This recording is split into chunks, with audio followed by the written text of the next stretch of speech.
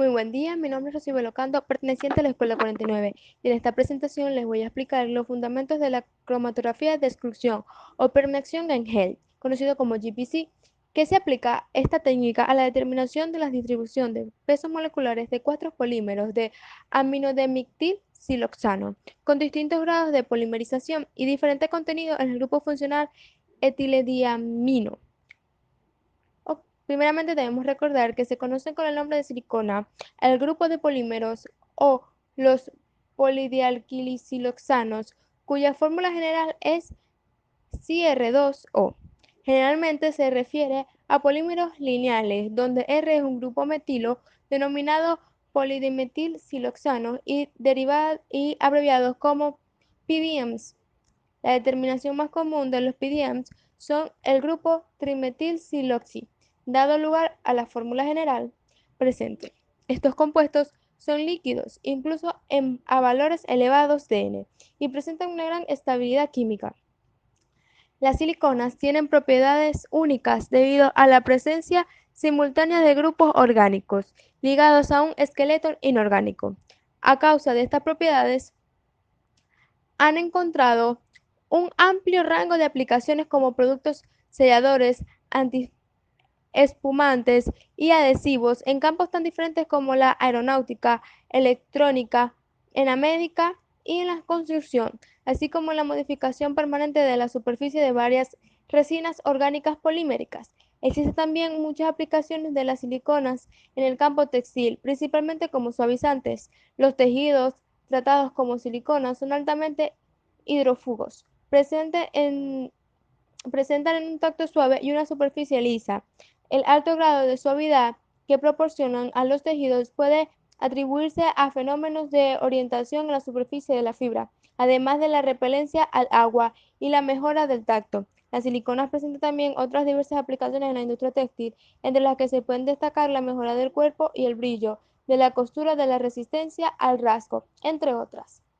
En esta exposición también se va a describir el empleo de la cromatografía de exclusión para el análisis de siliconas y se aplica un método analítico basado en dicha técnica, con el fin de determinar la distribución de pesos moleculares de los aceites de siliconas. El GPC o de permeación en gel, su principal aplicación es la separación de las moléculas en función de su tamaño, con la finalidad de estudiar el peso molecular y la distribución de los polímeros. El inicio de esta técnica se estableció a partir de la preparación de microesferas de Gales, de compuestos orgánicos y biológicos solubles en aguas, los cuales se aplicaron a la separación de polímeros disueltos en disolventes orgánicos utilizando un relleno de poliestireno. Actualmente esta técnica es rápida y permite trabajar a presiones elevadas mediante el empleo de nuevos rellenos con una distribución de poros muy precisa y una resistencia mecánica apropiada para altas precisiones. Las principales características de esta técnica cromatográfica son: fase estacionaria es inerte, por lo que la columna no se desactiva. La muestra no interacciona químicamente con la fase estacionaria ni con la fase móvil. Los solutos son generalmente sustancias de peso molecular elevado, mayores de 2000, dependiendo de su medida y estructura. Estos se retienen o se eluyen a través de la columna. Cromatografía de exclusión. Las técnicas cromatográficas están basadas en la separación de los componentes de una mezcla, aprovechando la distribución de dichos componentes entre dos fases, la fase móvil y la fase estacionaria. Generalmente, mediante el empleo de una columna que contiene la fase estacionaria, los compuestos a separar son arrastrados por la fase móvil y son analizados a su paso por el detector. Si la fase móvil es un gas, da lugar a la cromatografía de gases, mientras que si es un líquido, se denomina cromatografía líquida.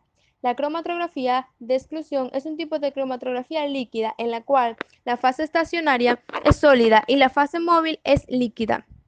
El relleno de la columna se comporta como un tamiz o filtro donde se distinguen tres tipos de moléculas: moléculas permeables, moléculas pequeñas que entran en el interior del relleno poroso, pasan lentamente y quedan retenidas en el poro; las moléculas fraccionales, que son las moléculas intermedias que entran de manera parcial en el relleno poroso; y las moléculas excluidas, que son las moléculas de medida superior al poro, del relleno que no entran en el relleno y pasan rápidamente por él.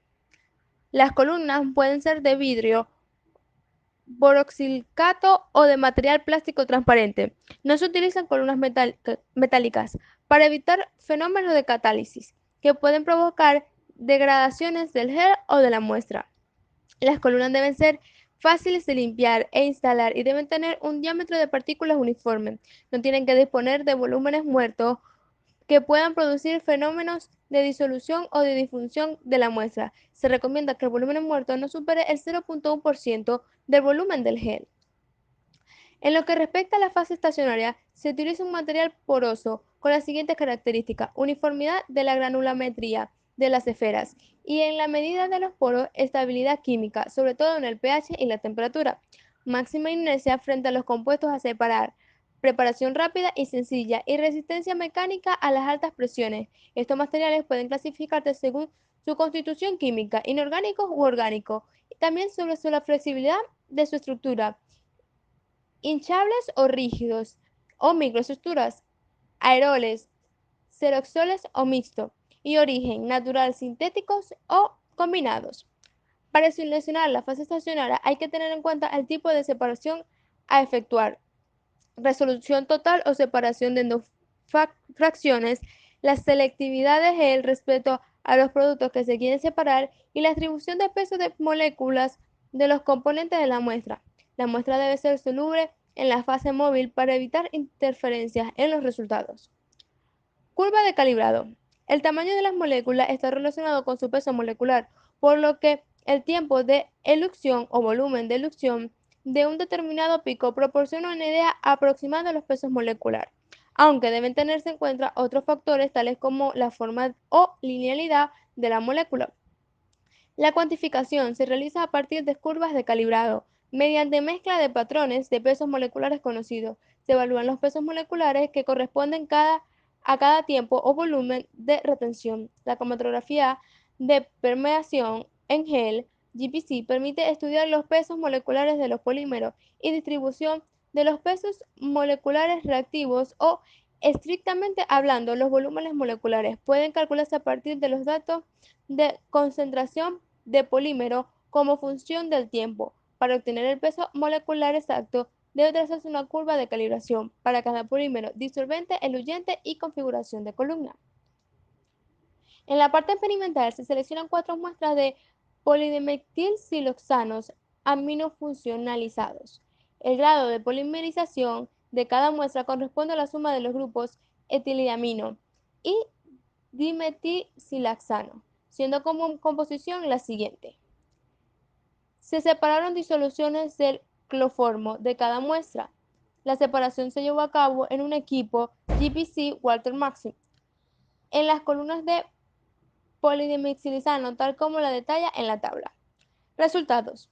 El análisis de GPC de silicona se llevó a cabo según el método indicado en el apartado previo. Las cromatogramos obtenidas se recogen en los siguientes gráficos. Los pesos moleculares en números son generalmente de mayor utilidad, mientras que los pesos moleculares en pesos son útiles para analizar la amplitud de la distribución o polidispersidad. La polidispersidad da la muestra reflejada en la amplitud del intervalo de los pesos de la muestra. Así, en polímeros muy homogéneos, el intervalo de pesos moleculares será bajo y obtendremos una polidispersidad con valores entre 1,05 y 1,2, mientras que en polímeros comerciales con mucha variación de pesos moleculares, la polidispersidad puede alcanzar hasta valores de 10. Comparación. Al comparar los cromatogramos, se observa que todos ellos presentan una curva gaussiana, más o menos simétrica. En el caso de las siliconas, con el mismo grado de polimerización y distinto contenido de grupo amino, se puede apreciar que la simetría mayor cuando menor es el contenido del grupo amino, es decir, al aumentar la polaridad de la muestra disminuye la simetría del cromatograma. Por otra parte, en la gráfica 2 se puede comparar la distribución de pesos moleculares de las muestras con diferente grado de polimerización y el mismo contenido de amina. Se puede observar que el cromatograma correspondiente a la muestra con mayor grado de polimerización también presenta una simetría menor que los grado de polimerización más bajo. A partir de los 4,4 gramos obtenidos, se calcula el peso molecular relativo de polímeros, los cuales se indican en la tabla presente. Debe tenerse en cuenta que los pesos moleculares obtenidos son relativos porque no se dispone de los patrones de aminopolizanos, no de peso molecular conocido y por tanto se comparan frente al patrón de calibración del equipo. Conclusiones. La cromatografía GPC es una técnica muy adecuada para conocer la distribución de pesos moleculares de los polímeros y en especial de los aminosilisanos, permitiendo calcular la polidispersidad, las muestras estudiadas y su peso molecular relativo en número y en peso. En las aminosiliconas seleccionadas, los resultados obtenidos ponen manifiesto que la distribución es más simétrica en los polímeros con menor contenido de grupos amino. La diferencia entre el peso molecular relativo en número y en peso es mayor al aumentar la polidispersidad. Para las siliconas con alto contenido en grupos amino, los valores del peso relativo en número y en peso difieren notablemente del peso molecular teórico, por lo que debería seleccionarse otros patrones. Para las siliconas más bajos en contenido en grupos de peso molecular relativo en número, proporcionan resultados. Muchas gracias.